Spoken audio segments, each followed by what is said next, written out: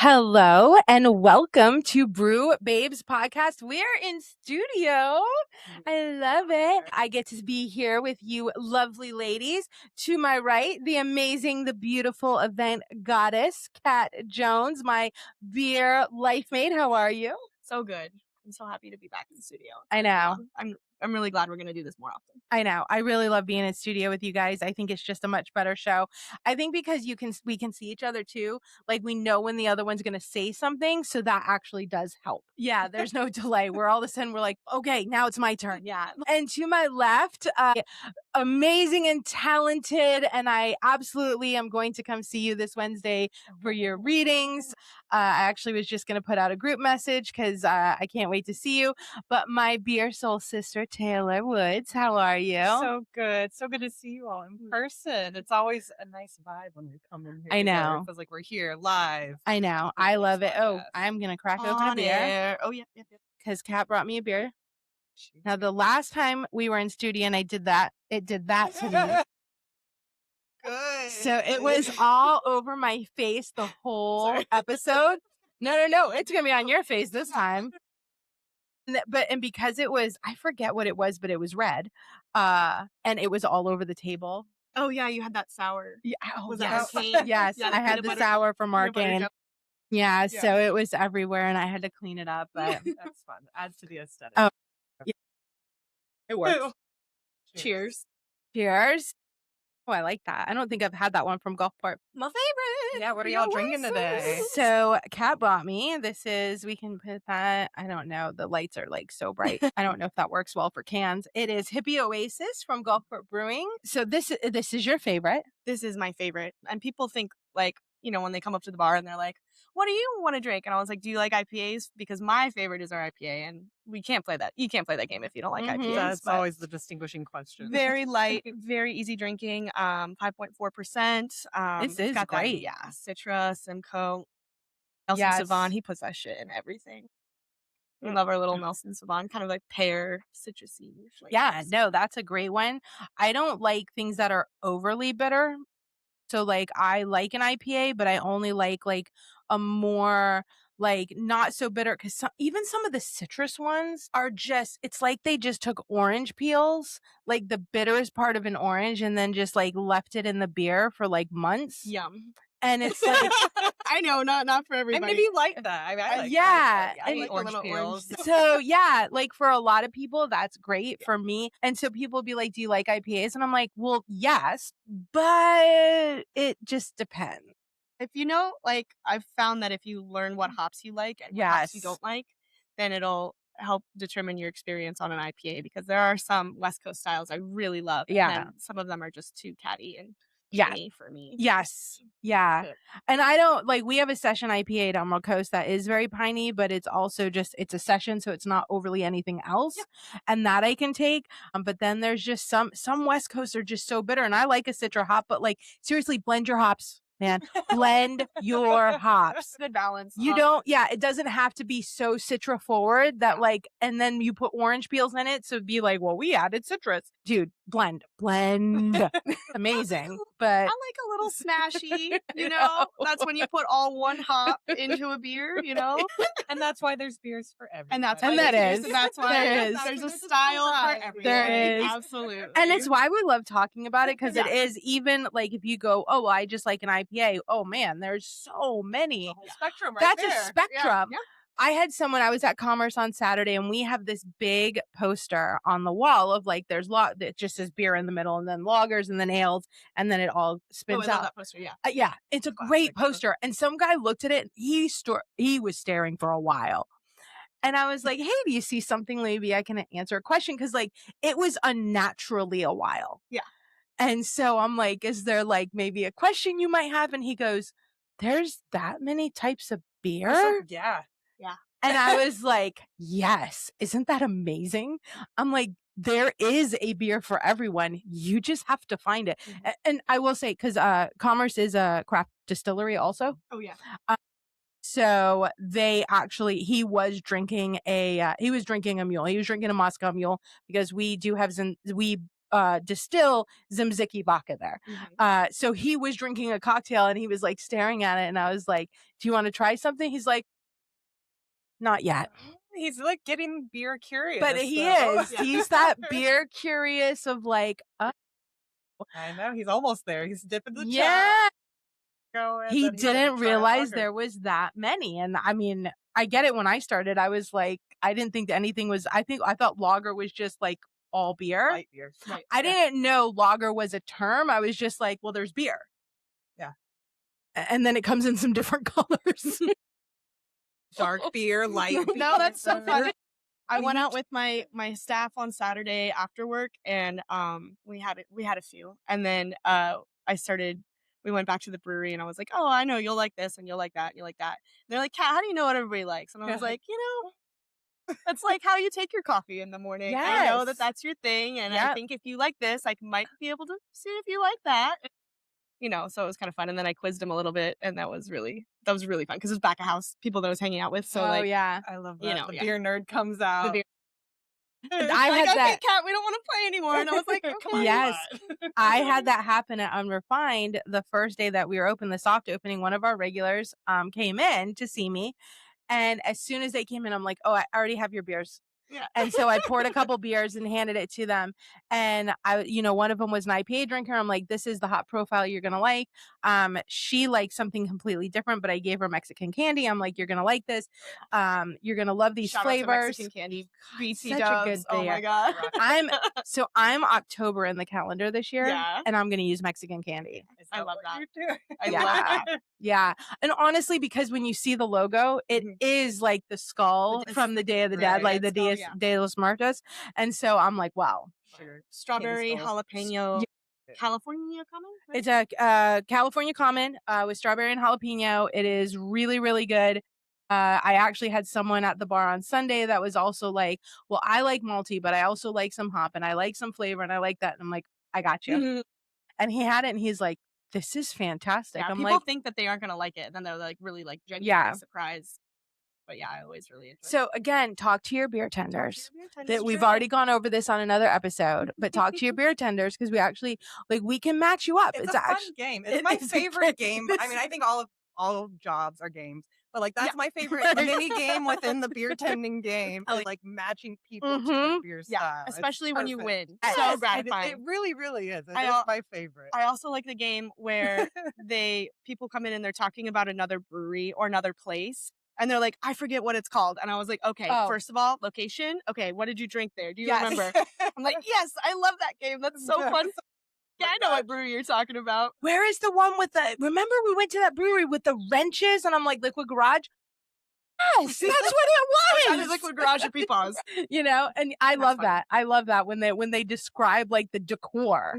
And I was like, I know what that is. Oh yeah, I have a friend of mine who we still to this day will, whenever we're out drinking a beer or whatever, he'll text me a picture of the beer and part of the bar, but you really can't tell. Exactly and you have to figure out where we're at. Yeah. So that's no, I love it. That game is harder. That game is harder. I'm still pretty good at it, and I'm a little competitive. So yeah, any pictures of you drinking beer in random places, send them to Kat. Send them over. Actually, mentioning that we do some brainstorming in between episodes. So, and it normally happens right after an episode. Brainstorming is a good way to put that. Also, I'm saying it right. This isn't after drinking. Never. No, this is just brainstorming after a good episode. No, so last week we had an episode, and that was it. We all started thinking of things. And so we did actually add a section onto our website. And this is super cool. And this is a new announcement. We are calling it Beer Diaries. So you can anonymously put in your beer story. This can be from someone working in the industry that has you're not going to believe what happened with my staff or with a customer, some confessions, some this is crazy, almost like an am I the asshole kind of question. Reddit who's in the right here? Or if you just went to a brewery and saw something crazy and you want our take on it. Or if you just want to send us a random picture and be like, where is this? We'll do that too. Because we're pretty good at that too. So anything that you guys want to send us, it is anonymous. I will say that it does ask you for an email address. You can put in a fake one. I don't care. But if you do put in a real one, we will do a drawing where we are going to do an episode once a quarter that will be these like our take on all of these anonymous diary entries, and then after that we will choose one to get a merch pack from us. So if you gave us a real email address, then we will ask you for your information so that we can send you a merchandise pack. But I can't wait to yeah. Speaking of adding more, Right. to it, I may put in some anonymous ones. Story. Yeah. No, I did a video on the Kentucky Derby one where they were like, but the rain, and like that was crazy. And there's stuff like that happens all the time. So yeah, send us your stories, send us your questions, send us anything that you want to. Our beer diaries are open. We will post that with this. So with this episode, which again, for today is Monday, but for you guys, it'll be Wednesday when you see this. Tuesday, if you're a subscriber. Ooh. So if you're one of our subscribers, you do get the episode on Tuesday. So, a little plug there. If you're not a subscriber, you should follow us on YouTube or the myriad, the Spotify, Apple Podcasts, Rumble. You can now join us on Patreon and all sorts of different places. So all the things. All of that information can be found at our website. Yes. Yeah. Too. It's all on there. So if you're not a subscriber, you're not getting it early. So you should be. I'm saying. Yeah. Yeah. So, and I always kind of like, once I post the new episode up on Tuesday, like there's always like this, like, if you know post, like, yeah. But I mean, so, I know. But you already know. you know. If you know, and Kat's going, yes, I know. So yeah, so that's really cool. I know you guys ended up getting busy. We talked about it last week. You guys were a little busy, but I did go to see our girl Jackie off. So I know Jackie. I know. So we got some pictures, and it was a lot of fun. I can't wait till she comes back. She can't wait till she comes back. I know. Like, why even leave, Jackie? Just stay. Yeah. No, it's just stay because we love you and we miss you when you're gone. But it makes it more special when we see you when we haven't seen you. That is true. So we'll take that. We'll take it. Yeah, exactly. Because then we have to have a Jackie's back party. Yeah, it's Jackie's back. Jackie's party. So we just, honestly, Jackie only leaves so that she can always be a party. Yeah, I like that idea. Though. Yeah, right. So, so that's kind of cool that I did that this week. But honestly, besides being at Unrefined, which took up a lot of my week, I have not done a whole lot of anything else except be behind a bar. Which I mean, that's what we do. So I mean, that was great. Anything that you guys did, like kind of out of the ordinary? I did astrology readings on Wednesday. I had some people from my other job, which is dinner theater. They came and got some readings. That's cool. Change of plans. I wasn't there on Friday, but I was Emerald all day Saturday. So 12, 11. It was chill. It was good. Good to see people. Good conversations. Yeah. Always a fun time. Yeah, no, I always like that. I always like doing a shift every once in a while that you're not normally on. Oh, yeah. Because then you get to see like all the people that you never get to see any other time. So that's really cool. It's true. Yeah, I was a daytime person. It was nice to say, it's like, oh my gosh, I haven't seen you in many, many months now. Right. How have you been? Yeah, because I'm always there on Saturday. I used to always be there Saturday during the day. And over the last month or so, it's been Ashley. But you haven't been there in a long time during the day. No, I hadn't opened and I don't even know how long. So getting back into that opening routine, I'm usually have such a good flow. I know exactly what I'm doing, got the music going. Yeah. This time it was all very, backwards, shuffled. Yeah. But it's okay. We got open. So. This is something that you probably understand from working at several breweries that I kind of underestimated is the time when you first walk into the building that you have to adjust to which brewery you're in. Oh yeah, I try answering the phone incorrectly, which I've done multiple times. Yeah, I always say where I'm at and who I am. I don't just say hello. I do the same thing. Yeah. Oh, it's fun. Yeah, especially when you're usually like a Tuesday here and a Friday there, and then you pick up a Wednesday for someone, and you're not supposed to be there. Yeah. No, and this was so how's that going for you? Unrefined is completely new for me.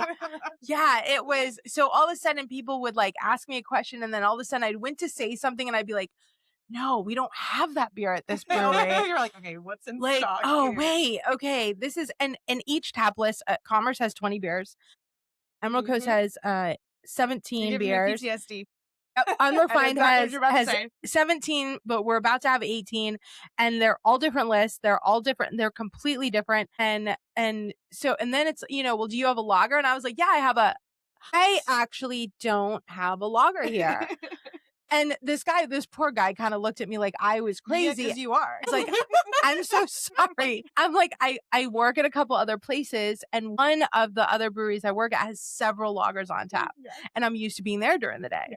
And, but the other two have zero. So I like the adjustment. It's a good 30 minutes when you first walk in to be like, okay, but where am I have today? To study the list beforehand, just so you It's have funny that you say that, because some breweries organize their tap list by style, and some just have it like those numbers have that beer's always been on that tap, and it's not changing because that's a core beer for them, so they're gonna keep it there. Gulfport likes to make up little nicknames, and we write the nicknames underneath. Gosh, the tap. So you don't even get the brand name. You get if we have quit playing games with my Hefeweizen, we might say Backstreets Heffy, heifer irony. Yeah. Or just sometimes symbols, heartbroken, freaking emojis.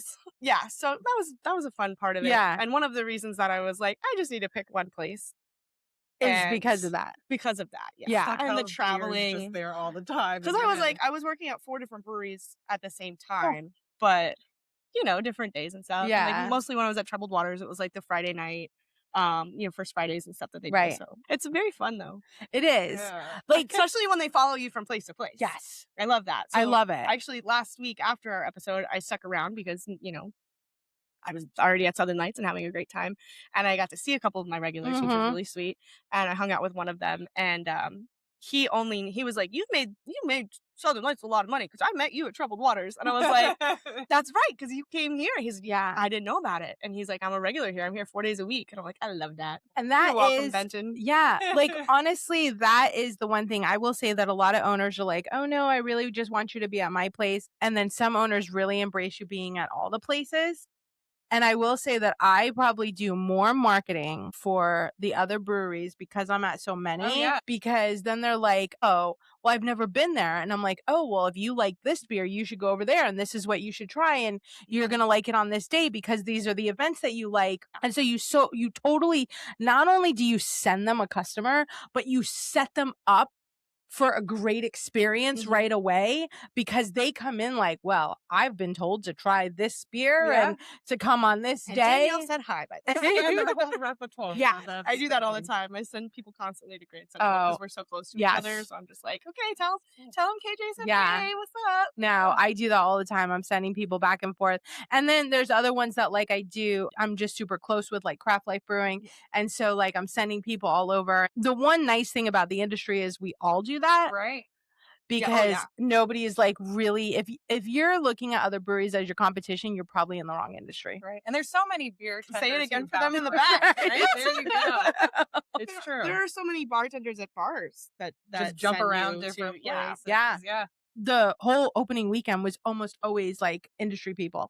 Well, even yesterday, the guys I'm at Unrefined for Sunday, and then the guys from Brighter Days came in, the guys and girls, and they come into Emerald Coast too. So they came into Brighter Days and they're like, you're here too? They are Brighter Days. They came into Unrefined. I said that backwards. And I was like, well, wait a minute. If you guys are all here, who's at the brewery? And I forget who it was, but it's one person. Yeah, they all left. They all left. There's so much support. But there's so much support. Yeah. From beer tenders to brewery owners. Yeah. Everyone supports each other. Yeah, no, it's great. And so I love that. And it's again why I love the industry. But yeah, that has been a learning curve this week. That's been a big one, because this is the first time that I'm at 3, and I remember how frustrating. And that, so I feel for you. I really did. And adding one day, I don't think but because I used to be at one place 3 or 4 days a week, but now it's a different place that I'm at more of the days.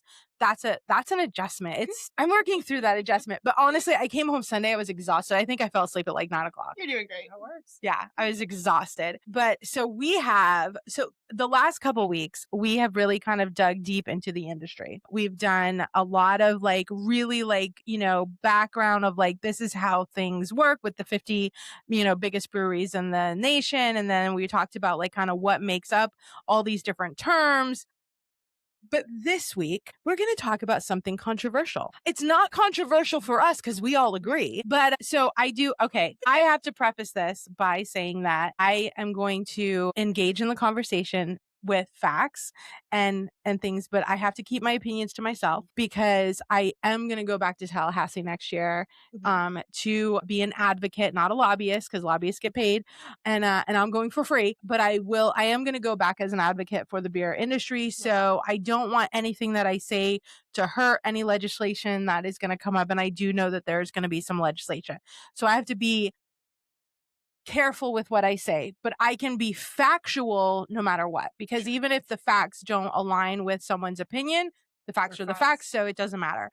So I have to be very careful to be very factual and not opinion, but you guys can give your opinion. And I'm encouraging it a lot. Oh, yeah. Give some opinion. Give some opinion for me. I'm always, constantly thinking about other breweries and things. I never like to talk people down. Yes. Unless they're like real assholes. System. But a system.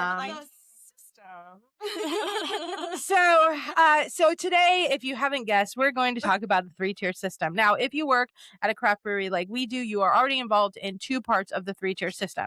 Because what the 3-tier system is that you cannot have the same ownership, what they call owners in kind. You cannot have the same ownership in the 3 different parts of the alcohol industry. One is to the making of the product. The next is the distribution, which would just get it from point A to point B, the middleman, so to say. And then the third is retail. And retail is the people that are beer tenders that are selling it directly to the customer. They call it direct to consumer. So those 3 parts after Prohibition were prohibited from being for any ownership in kind. There is a little carve out that happened back in the 1970s for craft beer. So there's a little bit of some give for craft beer in that we can be 2 of the parts of the system. You can be the producer and you can be the end consumer, the retailer, but there's a lot of restrictions on that. It is highly restricted. Bars cannot do that. So a normal bar, if you're the way to do it, you have to have the ability to make the product at the same location that you're retailing it. So I've had this happen where, there's big systems and they're like, oh, well, we don't use all that. But the more that you have the ability to make on premise is the more you can sell on premise. So that's why some people have bigger systems than maybe what they need because they want to be able to grow. They're thinking about growth. Anything else that's beyond what you can reasonably make at the location has to be bought through a distributor if you want to sell it there. So if you have a 6-barrel system and you're selling 12 barrels per month of beer, 4 of those barrels have to come from some beer and distribution. Other than that small little carve out for craft beer. Which happened in the 70s. Yes. Like, that's crazy too, because that's 50 years after. Yeah, and it was actually 1979, so it's not even 50 years. Like, that's crazy. That's also the year I was born, so it was exactly 47 years. So, yeah, 47. Now, so and that's why I always say the industry itself is very young, because the industry wasn't even legal until 1979. And that doesn't mean as soon as it was legal, everyone went like, okay, and there's a craft brewery all over the place, because it took time to even get to that. So we're looking at an industry that really just started coming into its own 20 years ago. In Florida. Yes. Arguably, like, our first breweries popped up in the early 90s. Yes. So, or even mid 90s. 95, Dunedin Brew. Right. TBC. So right. Big-ish years, yeah. Yeah. So you're looking at a 30-year, and that's just for the very oldest, the OGs of the industry. Right. And they were literally like, it's a far in between. So I remember going around in 2013, there was only 118 breweries in the whole state. And now there's like 386. Mm-hmm. So that's a huge jump. But for a state the size of Florida to have 118, that's small. Yeah. There's not 118 of anything. Like, it's just, there's 118 car washes in my neighborhood. 118 Woody's car washes in the Tampa Bay area. Right. There's 118 car washes in my local area. But, funny. But yeah, so that's how new of an industry it is. Yeah. But that is a very small carve out. And then it varies state to state for other little, so there are some other carve outs in other states. There's self-distribution in 40 states. Because they've worked really hard in other states to to make the laws of self-distribution? I think you'd be surprised. You say we all agree. I think we might not all agree.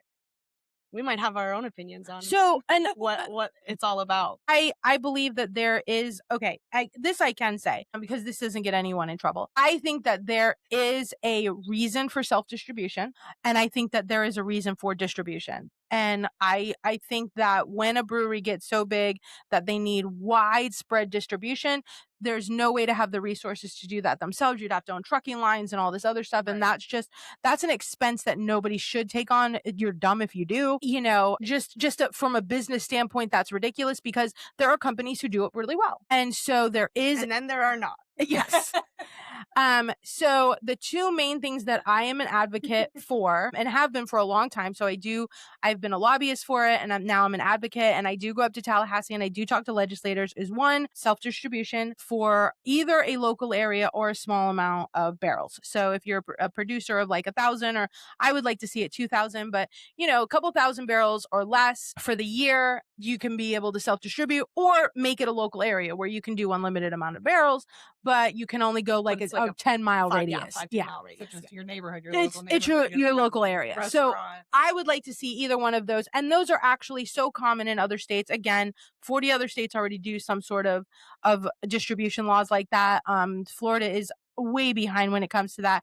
And the other change that I would like to see, which again, this isn't my opinion, this is just an industry, this should happen, because I don't think anyone who's entered into a contract should be forced to be in that contract for life. We have laws against that in almost every single other industry except for the beer industry. Yep. That's wild. And so what happens? They own your IP. They own it. They own it. Yeah. Unless that distributor shuts down, that's the only way you can break the agreement. Or they let you go, because they're just so benevolent. You're not worth it anymore. We're gonna let you have the opportunity to go with someone else. That's mind-boggling. And like indentured to it's like an indentured servitude to the distributor. And they set how much you have to produce for them. So if they say you have to give us 500 barrels, it doesn't matter if they sell it or not. It doesn't matter if they have the customers for it or more. Absolutely, it's absolutely screwing them over. But like even more often, it's like you give them what they've asked for, and then they don't sell it. Right. And then they'll send it back to you. Yeah, that's horrible, especially in an industry where things are just gonna it's not gonna last forever. It's not. Well, the contract is forever. It is but lifetime. Your not forever. So that's wild. And let's say all of a sudden all of the ingredients for one of your beers that is in distribution goes way up, and you're like, I can't make this beer anymore. It's not worth it. They say, well, we own it, and we demand you still make it, and they can. That's your contract. Yeah, I'd love to actually read the contracts that I've have. Have you? Yeah, I've had to. Actually, now that I say it out loud, I think it would just give me more nightmares. No, it just make me more angry. Back several years ago, when I worked, I was one of the lobbyists for the growler bill. That is my claim to fame. Yeah, the growler bill. The 64-ounce growler, which was the most ridiculous. Now we don't even use growlers. They're wonderful, though. They are wonderful. Bring back the 64-ounce growler. So the year after that, the distributors, I guess, wanted to I don't know. I say it's revenge. They decided that they wanted to close the loophole where you could produce and sell on site. So they were like, well, we're not getting our cut. So what they tried to do is make the franchise law. That's what a contract between a distributor and a brewer is called, a franchise contract. It's even though it's not like McDonald's. People think of franchises it's not. It's called franchise law. But they tried to change it to where you would still have to technically sell them your beer and then buy it back to pour it in your own tap house in the same location. But because it would be stupid for them to pick it up and bring it back, you'd have to let it. There's this rule called come to rest, which means that when a beer is done and when the distributor picks it up, it has to sit in their warehouse for 24 hours before they can bring it somewhere else. So ridiculous. Yeah. What does it do in 24 hours? Does it grow legs? What? So, okay. Where do I start with this? So I've worked in all three tiers of the system now. So you guys have heard me say that on previous podcasts before. But I was working for a brewery, at the brewery bartending, became their sales rep. So I worked side by side with the distributor. Yes. I was in charge of the largest distributor, throughout we were multiple states, but the big boy was my guy. And crazy. All the things that I've learned since then. now, and I'm even more pissed than I was then. Oh, yeah. But anyway, sorry, to your point, like the holding period. So when I worked for the distributor, I worked for a very, very small distributor. Unfortunately, they're not around anymore because it is an extremely difficult model to do. Legislation, like all of the laws, make it impossible. The other distributors, the big boys, bully the heck out of you. Yes. And they What's that George Carlin quote? It's a big club and you're not in it. yeah, that's It's exactly how they act. Yeah. you know, and on a personal level, I know those guys pretty well and I love lots of them. So it's nothing against them. It's just the whole system that is stupid. But we had a brewery in Dunedin, CUNY, and they sold right next to the really cute lobster place, Yes. right next to the store, which they share a wall with. Yes. They share the wall. Yes. And we would have to go get their beer on our truck, bring it back from St. Pete from Dunedin to St. Pete. Let it come to rest. Hold it for 24 hours. It all the way and then back. bring it back the very next day I mean, that's it's wild. It's wild. So and if you didn't do that, which they were always very good, we always had to be always doing the right thing and the rules, and it was very important to us because if for whatever reason we slipped up at any point in time, the big boys were like watching us. Oh yeah, and they'll turn you in quick. Yeah. It's like using the magical castle area in Florida's name. They will come after you very, very quickly. So you can say like Enchanted Kingdom. Yes.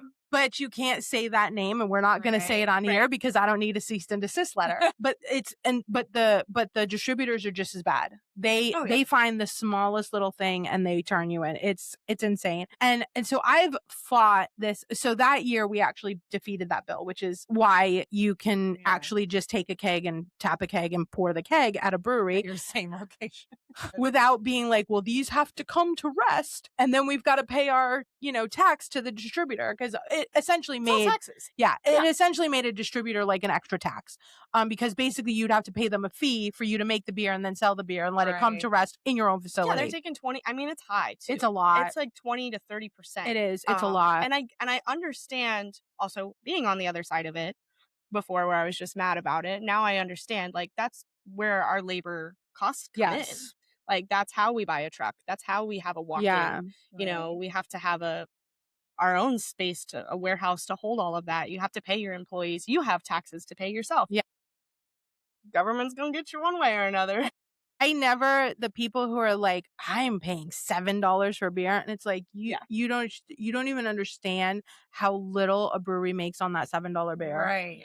By the time they pay the person and the facility and all that. Taxes, essentially. The so what's up with like no double taxation? Oh, well, that's because what they tax is on different lines of the 3-tier system.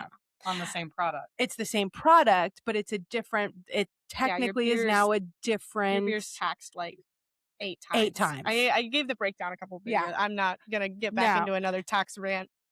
But keep in mind the price is why your beer is what it is and how much it costs. Yeah, sure. To be able to do that. And then you want to add like fruit and like adjuncts and barrel aged things on top of that. Like, that's why you get a $24 4-pack. Right. And or it's a $24 bottle barrel. A $10 beer or a $12 beer for barrel aged. And a 12-ounce and it's glass. This big. And it's like, gosh, and even that probably like the brewer made 30 cents. Oh man, I just thought of Arcane did the maple barrel one. Oh, so good.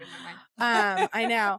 But, and so in this, because I did go up, not this past session, but the session before, the legislative session in Florida, I did go up. Yeah. And so I want to go with you next time. You should. It's fun and infuriating at the same time. Oh yeah, I've been to conference. Yeah, I've been to the Florida Brewers Guild conference. It's fun and infuriating at the same time. It is, but you learn a lot. That's a lot. And so we went up there, and there was a lot of brewery owners, and because I had been up there before, there was a lot of, so like I'd be like, hey, as other people were speaking, I'm like, hey, this point hasn't been brought up. Can you make that point? Because you haven't been called up yet. And hey, and so like that, I kind of like, a little bit of that going on. But I will say my favorite, so one of the distributors was like, we have refrigeration. And I know, and you both went like, because everybody in the gallery that heard that is in the brewery industry laughed. Yeah.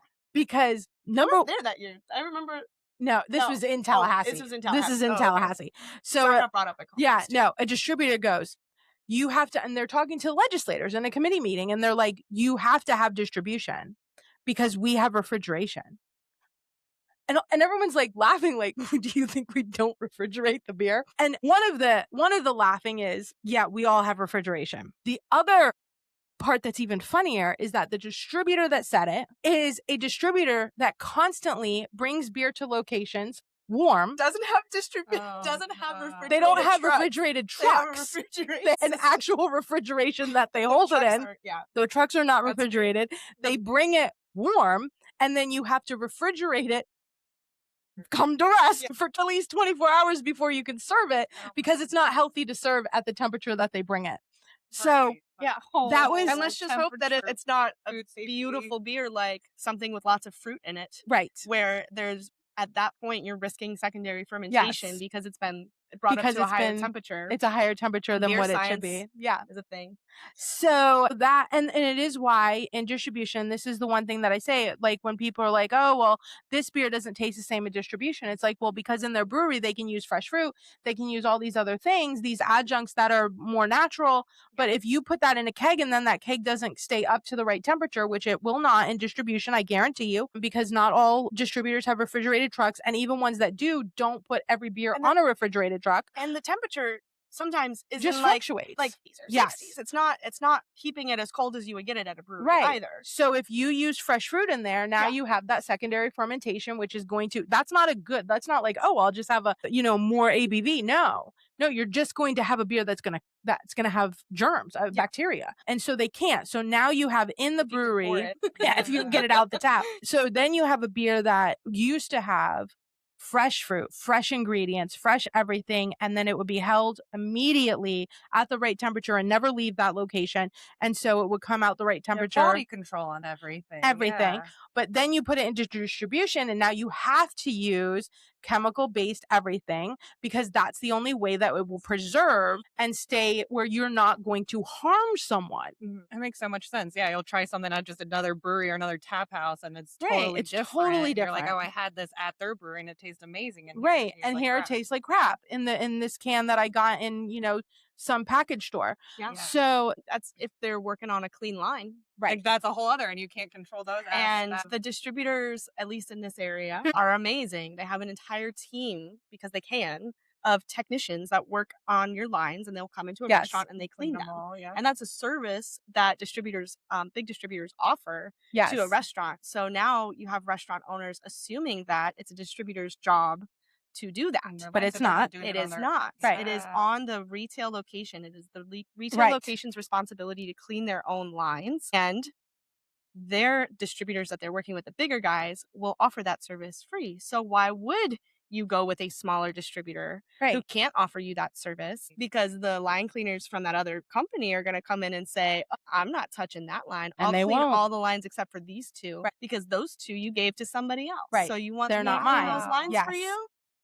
Better make them so-and-so beers. Yeah, it's wild. And I will say, because I work do you feel like my... I know. I get so... Take a deep breath. It's just beer. It's just beforehand. Yeah. So one of the other arguments that they made 2 years ago was, well, who will clean the lines? Right. And of course everybody laughs, because here's the thing. There are big distributors that will come and clean your lines. It is not all of them. We have two big distributors in this area. One does, one doesn't. So one will do it, the other one won't. The one that does it has broken our line on the 2 guest taps that they have several times. So we've had to replace them, because all of a sudden we have beer spilling out everywhere because they don't know how to reattach a line. And this is why we now know how to clean lines. Yeah. It changes everything. It does. It does. It even, like, people will look at how, oh, well, there's a lot of, I had someone over the last week that's like, I hate all the foam.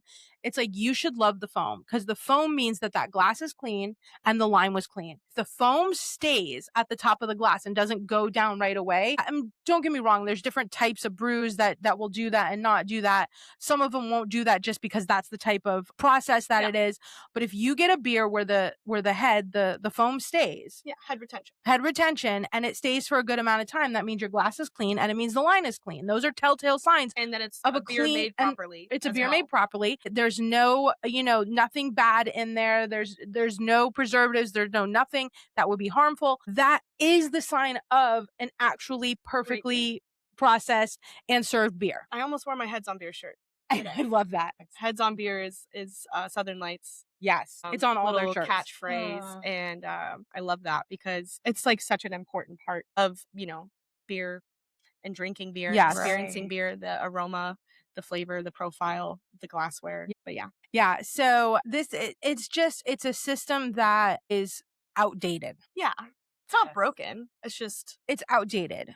And the state of Florida is behind the national average for sure. And again, we have legislators that don't understand what goes on in a brewery. Yeah. And that's the one thing that, like, when we were talking about the differences between beer tenders and bartenders and all of that, I like using the correct terminology, because the one thing that I learned up in Tallahassee is that they're going to make assumptions unless you're using a term that they don't know, and then they're going to ask a question. And so if I say, hey, I'm a beer tender here, and they go, oh, like a bartender. And it's like, no, a bar is a place where people are having a completely different experience than at a brewery. Because at a brewery, I mean, like, do we get people that sometimes are overserved, or do sometimes they get rowdy? Yeah, that's really not a problem that we deal with very often. why I work at a brewery Yeah, instead of a bar. Instead of a bar. Like, prevents a little riffraff. Yeah. But at a bar, when you go to a bar, you're going there normally to drink probably heavier than you should. You're going there to either meet people or dance or have this, like, kind of more of a party like atmosphere, where when you go to a brewery, if you're going to a brewery to party, like, seriously, I mean, I don't think you and I party the same. Because I can't. Beer festivals are Right. for. But even at the most rowdy beer festival, I don't know. I get a little rowdy. So. like, and I've seen you, Everyone you know, has. but I can't even Good imagine. So, like, New Year's Eve, we're across the street from a bar, from a nightclub. Yeah. And that nightclub had several fights break out where the police had to actually arrest someone on the hood of my car. Yeah, that's not happening. That's not happening. Like because they were across the street, it happened while I was at a brewery, but not because of the brewery. Do you think then that it's because legislators don't understand, like, what we're doing? They think that we're just a bunch of drunks, and Yes. that's why they're so. Yes, Okay. absolutely. And then on top of that, you have, like, billions of dollars from the distributors that are saying, like, who will clean the lines, and we have refrigeration and things that for anyone who's in the industry would be like, what? Because we all kind of went like, what are you talking about? Everybody has refrigeration. Like, everybody cleans lines. But one of the best comments, and I'm going to give this to Matt Heath from Liquid Garage. He actually has a pizza place the next door over from him. And he walked the steps from his door to where he would drop off a keg for them. And it was 118 steps. No, it was 92 steps. And then from where we were sitting in the gallery, when he got called up, he counted the steps to the podium. And he said, I walked 118 steps to get to this podium. For me to bring a beer to a restaurant that wants to serve my beer, I would only have to walk 92 steps. Do you think it is a public safety hazard to walk less amount than I've walked from my seat to here to bring someone a beer? That's powerful. And that was a powerful statement. And I'll give it to him. Like, we all just kind of went like, because that was a great statement. But the one thing, because I have been a lobbyist for beer for a long time, and the one thing that I will hear, and I heard it on the 64-ounce growler bill, which I don't think we've actually gone into why I had to be a lobbyist for a 64-ounce growler. But back in 2013, I was lobbying for something completely different. It wasn't beer. It wasn't even anything. It was food and beverage, something completely different. And I hear this, like, ban on a 64-ounce growler. And I'm like, what? So then I'm like, so we get out of that committee meeting, and I walk up to the lobbyist who was hired by the beer industry, and I'm like, I don't get it. And he was like, well, the 64-ounce growler is an industry standard. but it's banned in Florida. Pretty much like 45 other states allow it, but Florida doesn't. And I'm like, but why? Can you get another growler? And he goes, well, yeah, you can get a growler in 32 ounces. You can get a growler in 128. And I'm like, and both of those are legal. Yes, both of those are legal. So then I had to take up this fight because I'm like, okay, this doesn't make sense. None of this makes sense. And I would actually go into legislators' offices and they'd be like, I hear what you're saying, Danielle, but we really have to make sure that we're not allowing overconsumption. 120. And I'm like, but we're talking about 64 ounces. And they're like, yeah. And if you were to drink that in one sitting, you would overconsume. And I'm like, okay, but you could just buy 128. That's legal. And then you doubly overconsume. The growlers to take it with to take it with you not to and drink it it at your table. Yes. You're not even allowed to open it at the You're table. not allowed to open it at the table, just like you're not allowed to go buy a 4-pack and open it at your table. But every single legislator that I talked to said, I hear what you're saying, but overconsumption. And I'm like, what? But they could just buy 232s. Well, yeah, but people wouldn't go. What they're thinking was at that time, and I know, and I'm going to tell you this because you're going to, honestly, this is why I fought it so hard, because I'm like, this is the most asinine thing I've ever heard of. Yeah, sounds about right. Is they're like, well, but once you sit down, you're probably not going to get up again to get the other 32 ounces. And I'm like, oh, okay. You have 128. But you could get 128. And they're like, well, you'd probably get full before you drank it all. I could put some and I'm like down. I don't know. And first I was like, well, you don't know the people I know. And but I was like, but I like this doesn't make any sense. There was so backwards. And but this was their thinking. And then at one point I'm in a committee meeting and I'm about to speak and they're talking to the person in front of me. And one of the legislators did say, well, if I was in a brewery, what would it look like? Because he had never walked in one. Yeah. So you have to understand that most of these people that are making the laws have actually never been in our industry, and most of them have never even walked in. They don't go to breweries. That's not what they do. I will say that the legislator that has sponsored the self-distribution bill for the last couple of years is a big brewery lover, which is probably why he's like, yeah, let's get this done because this is ridiculous. But Representative Yeager, so he's great. And there's been a couple others that have been phenomenal, or like, yeah, I've been into these breweries and they're like community spaces, and this isn't a bar. People aren't getting drunk and like, trying to fight each other. Like, these are community spaces, but for the most part, they don't know that. What they're looking at is if we lower the laws to allow alcohol to move more freely, then what we're saying to people is get drunk. Right. Which is not the case when it comes to craft beer. And again, if you're in a restaurant, you're going to buy a beer regardless. I'm going to buy a beer regardless. Right. If you went into a restaurant and said, hey, what's your tap list? Most likely you're going to choose one. Even if you don't choose the one you like the most, you're going to choose one. So having one that you like more doesn't get you to consume more. You're just liking your choice better. Yeah. But they're all afraid that we're trying to dismantle the 3-tier system. I don't think the 3-tiered system is important. I mean, as much as like sometimes I get very angry in my time as a distributor and in my time on the retail side of things and in my time as a sales rep side of things, the 3-tiered system is important. Like what we talked about in the beginning, for people who don't have the capacity for understanding even to move their own product. Right. Because it does take, your sales reps statewide. I'm working with a distributor now. I'm a liaison between the brewery and my distributor. I love my distributor. And we're statewide. I can't even go statewide myself to go sell. You're not bringing a beer to Boynton Beach. Right. Yeah, absolutely. It helps when you're not in those spaces. So I rely on my distributor, my reps, and it's my job to make sure that I build a good reputation and communicate with them and tell them what my plans are and where I've been. And I'm going to go travel. We're going to go to Jacksonville for the conference in July. And then I'm going to go to Tallahassee in August. I've got a trip planned for down south.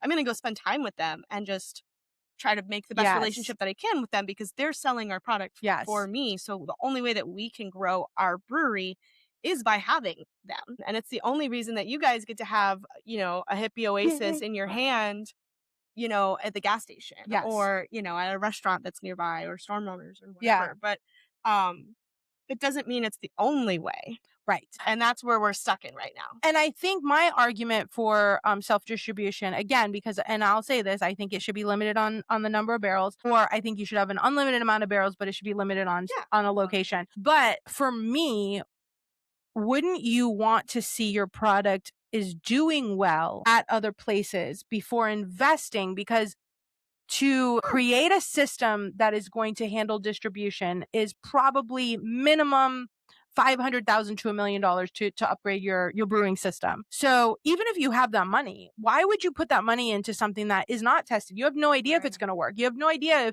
if that beer is going to do well in the market. You haven't tested the market, and right now you're not allowed to really. But if you were to be able to self-distribute and be like, oh, well, you know what? I got 100 restaurants in my local area, and I am, this is doing well, and people do like it. And I think it would, then I would put the money in to expand and then go with a distributor, because it's like, hey, I already know this does well.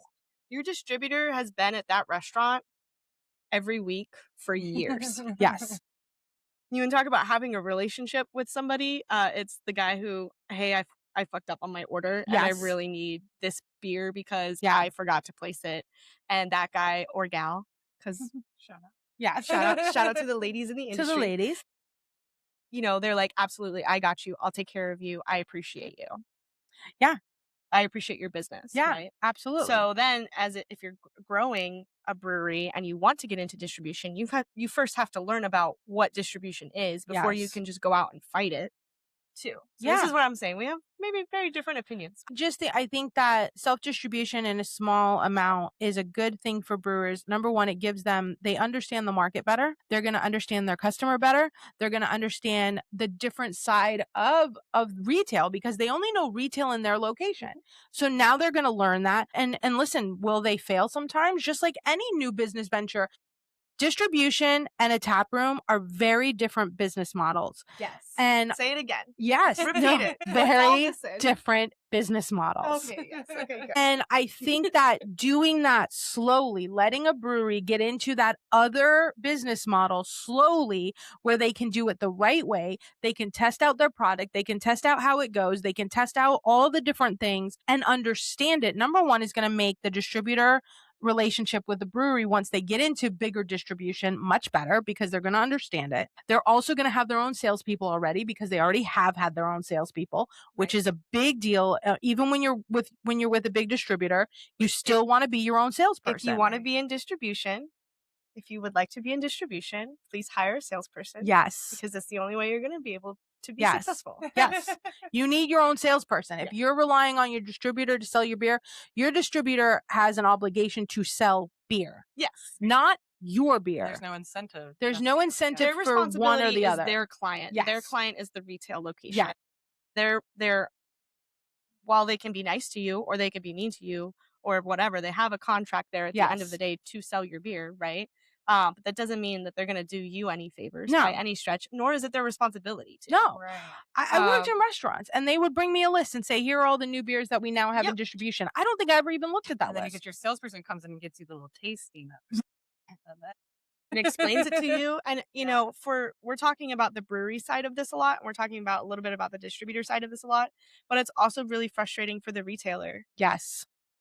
As well, who is someone like me currently in my position. I really love this one product and I can't get it because distribution makes it hard. Or I love this product and they're not working with a big distributor. I'm currently running into an issue that I had when I worked with Altered Craft. Shout out to Altered Craft for having 28 amazing local independent breweries and being able to get them into distribution. Yes. I would run into constantly, like, I'm already working with 4 distributors. Yeah. I really don't want to add a distributor, but I believe in what you're doing. Good for you. Yeah. Go do it or whatever from the retailer side of things. And now I'm like, I'm seeing that frustration now because I'm like, I just want to pay you on FinTech, which is a system that's like automatic payments. I don't want to just sit and write a check every single time for you. It's annoying to me. And then like, I can only get this product that we absolutely love this product, but I can only get it through this one thing.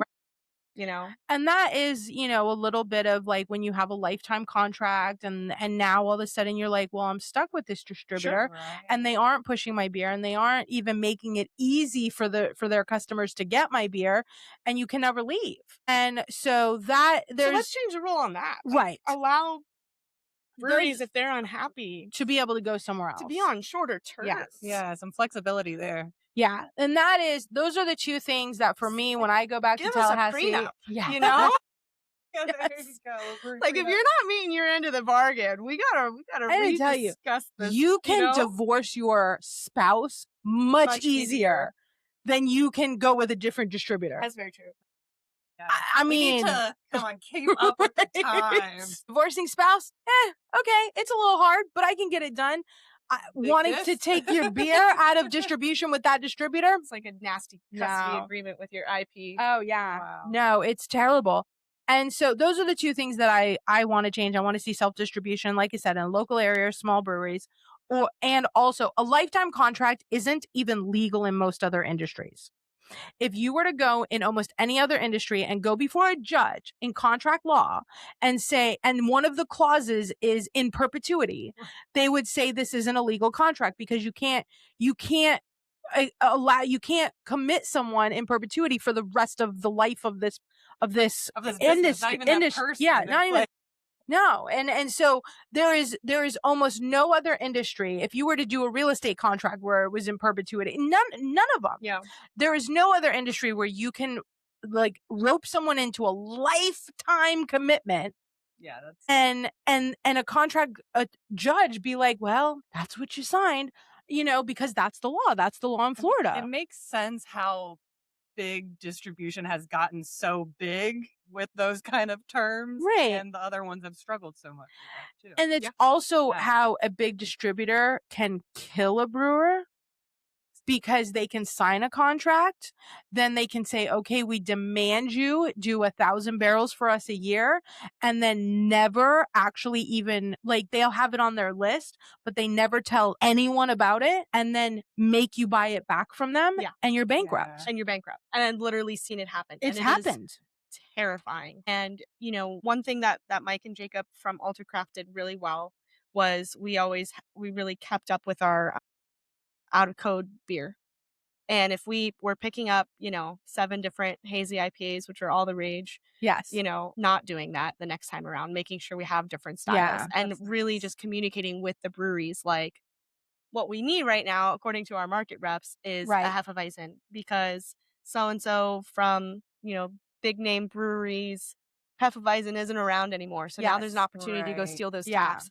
And, so we could relay that information back to the breweries that we were working with. And it just makes a really big difference. But not all distributors are bad people. No, it's not. And like I said, I think that there is a market for distributors. I think they play an important role in the beer industry. Also, I know that there's a lot of people that are like, oh, all the 3 tiers are terrible and we shouldn't have it. I don't think that there should be compulsion. Yes.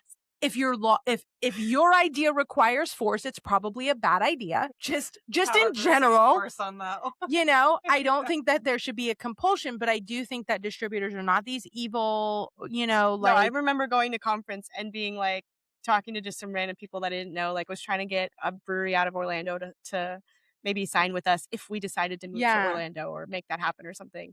And they're like, distributor. And I'm like, not bad people. We just have a job to do. Well, and it serves a huge purpose. Yes. It definitely does. But I like your idea of having the, it's kind of get first steps to distribution. Yeah. Dip your toe in your market, see how you can sell it to the people you already know because you're your best salesperson. Right. And then take it to the next level. And, just and I always used to get this with the term lobbyist. They'd be like, oh, you're one of those. And I'm like, but I advocate for really nice things, really good, things that help the public and, get government out of your way. But it's just that term.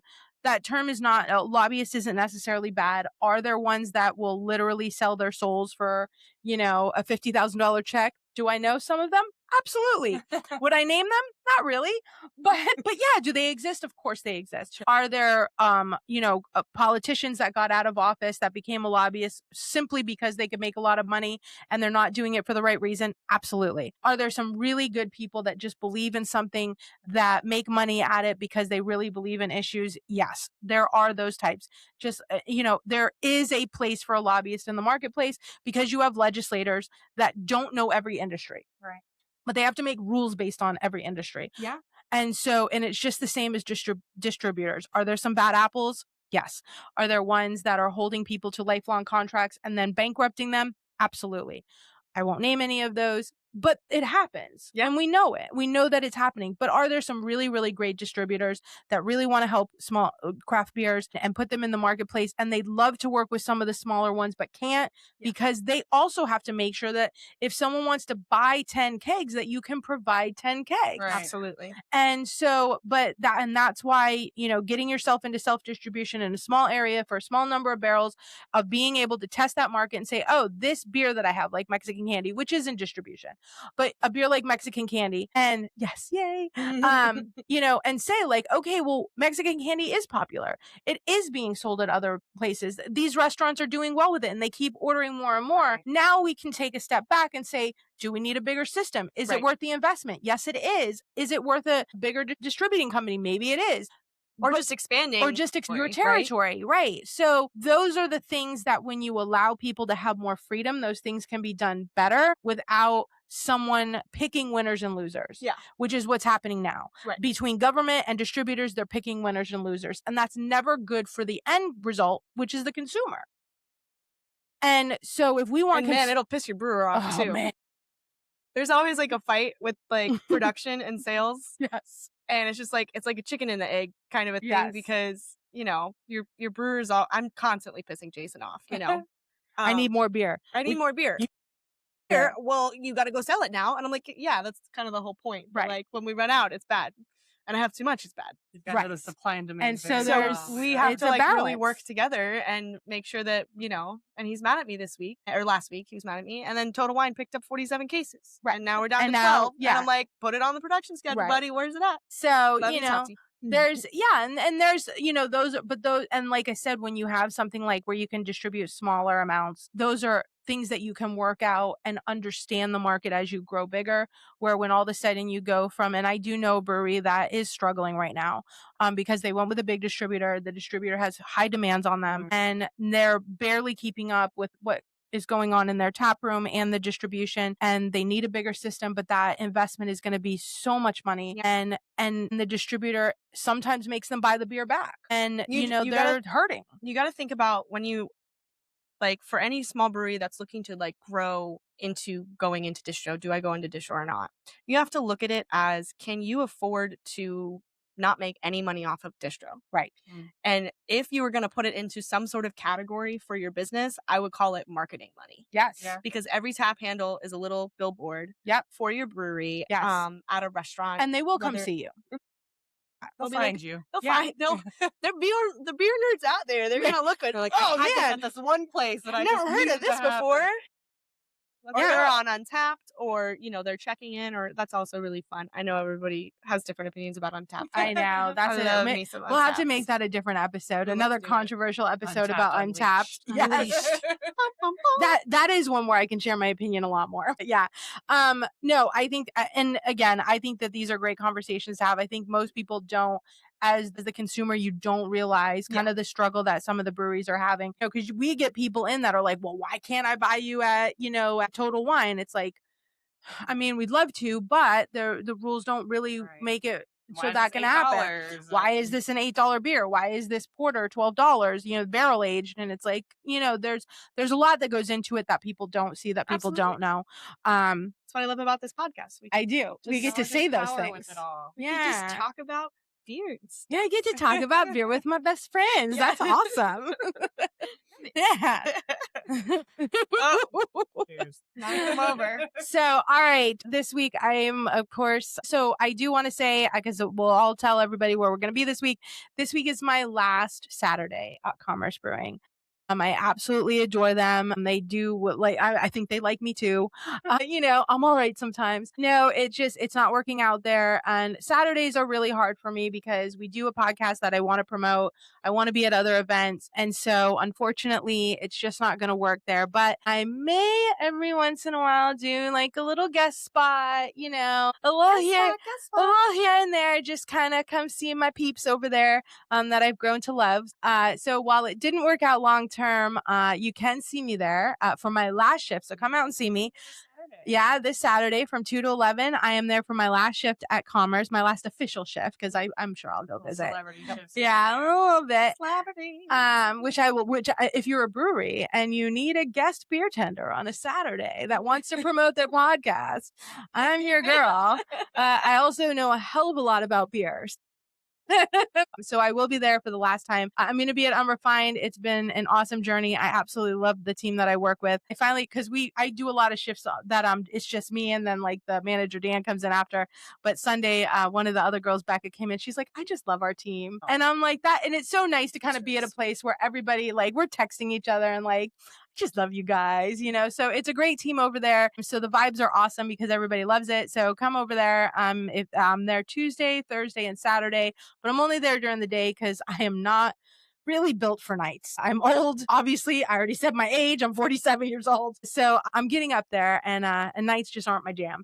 Party all day. But dancing is, and one of my dancing video yesterday went like crazy. I loved it. Because I was just like so good. Quality content. Yeah, that is quality content right there. So if you want to come see me at Unrefined, I will also be, because again, I don't do nights, I will also be at Emerald Coast Brewing on Friday from 12 to 5. I like my little Friday afternoons because a lot of the people get off early on Fridays, so they get to come see me. Yeah. So I enjoy that. Taylor, where will you be? Where can people see you this week? You can find me at SIP on Wednesday night. I'll be doing astrology readings there. That's in downtown Newport Richie, 6 to 9. And then I'll be at Emerald Coast on Friday and Saturday from 5 to 11 p.m. Yeah. And Kat, I know that you are a lot out in the field. I've been in the field, in the market. In the field. At the bars You're and the restaurants one with the community. The world, so I hope you are seeing more Hippie Oasis and Gulfport Gold on tap all over. Which is an excellent beer. Yeah.